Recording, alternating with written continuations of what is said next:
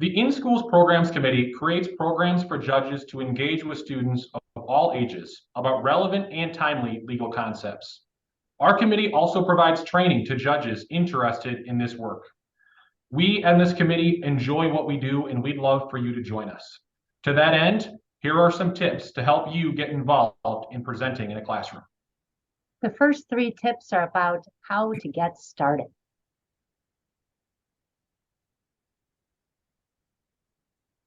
Tip number 1, find a presentation that works for you, an interesting topic that fits your personality. Maybe you have an age group in mind, high school, junior high school, or elementary. The IJA website has several presentations and topics to work with. Take a look at them and find the right one for you. Tip number 2, if you're looking for a school to contact, utilize the relationships you have. Consider starting by contacting someone that you know. It might be a school where your children attend or attended, or one that is in your community. Or contact a teacher, administrator, board member, or superintendent that can direct you to the appropriate person to offer this very informative and valuable speaking opportunity. Tip number 3, if you don't know or have a personal contact, or if you want to branch out, reach out to classes and teachers based on the subject matter. High schools and junior high schools offer civics and government options. Additionally, some schools have classes on business law and criminal law, and these specialized courses often welcome presenters in the field of the subject matter. You might also consider teachers that have participated in other similar activities like Law Day. The next 2 tips, number 4 and 5, are about how to best prepare. Tip number 4, interact with the teacher beforehand. Find out what the students are studying and prepare and tailor your presentation to their curriculum. Engage in a Zoom call ahead of time to meet with the teachers and to get a better understanding of their student body. Are some students more talkative? Are some a little shy? If presenting on a particular case, it's super helpful if the teacher has their students review that case ahead of time so that they have a better understanding and feel more comfortable participating and responding to your questions. Tip number 5, nail down the technology ahead of time. Make sure you know what technology is available at the school and whether you are prepared to use it. For example, if you bring a flash drive with your PowerPoint presentation, does the school have a laptop and projector on site?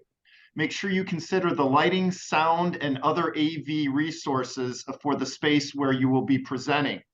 I have a court IT person attend the presentation with me to help make sure everything is in order. So consider having an IT person with you as well.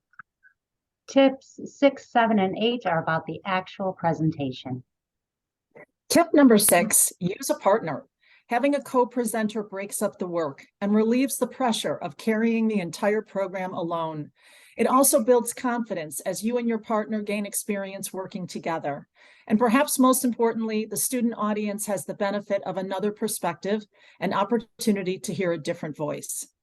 Tip number 7, don't be afraid to ask questions of the students. It may require being patient and waiting for answers, but students can and will often give meaningful responses. If possible, ask for questions throughout the presentation. Tip number 8, allow time for answers. In addition to asking for questions, be intentional about involving class participation. Consider votes or inviting students to discuss different sides of an issue. Our final 2 tips are directed to after you've completed the presentation. Tip number 9, take pictures. We want to publicize your good work, but be mindful of the fact that there are students and you need permission. Tip number 10, please follow up and ask for feedback. Teachers and their students can provide helpful feedback about what was effective and what content was most impactful in your presentation. We hope you found these tips to be helpful, and more importantly, we hope to see you in a classroom soon. And we leave you with one final bonus tip. Bonus tip: if you're not sure, ask some questions. Take a look at the IJA resources and then give it a try. Start simple, but start somewhere.